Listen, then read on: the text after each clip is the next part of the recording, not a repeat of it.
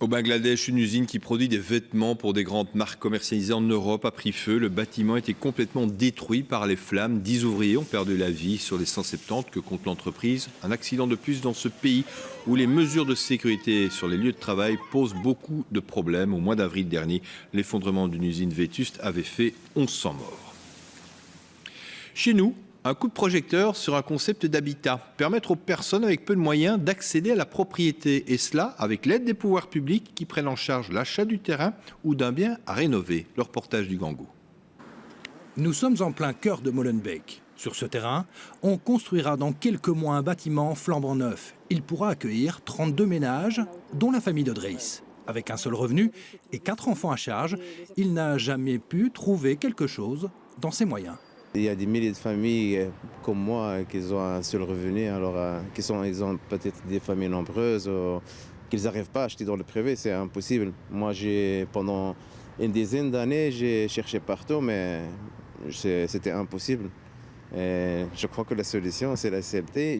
La CLT pour Community Land Trust, un concept venu tout droit des États-Unis et connu depuis la crise des subprimes. Le procédé est simple, les pouvoirs publics achètent un terrain et le prêtent en quelque sorte à des propriétaires à bas revenus pour construire ou rénover un bien. Le prix des logements diminue ainsi de près de 25%. Le projet prévoit aussi la création d'espaces polyvalents pour une bonne intégration dans le quartier. Pour moi, l'aspect vraiment très important des projets CLT, c'est que justement, on tient compte des besoins et des volontés des habitants, tout en s'intéressant aussi au quartier et permettre justement cette ouverture aussi vis-à-vis du quartier. Donc prévoir aussi des espaces collectifs qui pourraient abriter aussi des autres fonctions. Un autre projet est en bonne voie avec la rénovation de cette ancienne salle paroissiale. Ici à Anderlecht, on créera 7 logements, un jardin public et une salle d'activité. Un projet commun et participatif, c'est l'autre avantage du concept. Il y a effectivement plus de respect parce que c'est son logement dès le départ. On l'a choisi, on l'a développé, on l'a imaginé ensemble. Il y a plus de respect entre les gens puisqu'on se connaît, on a parlé ensemble, on a mené tout un cheminement ensemble. Enfin, le concept coûte moins cher pour les pouvoirs publics par rapport au logement social classique et évite surtout la spéculation.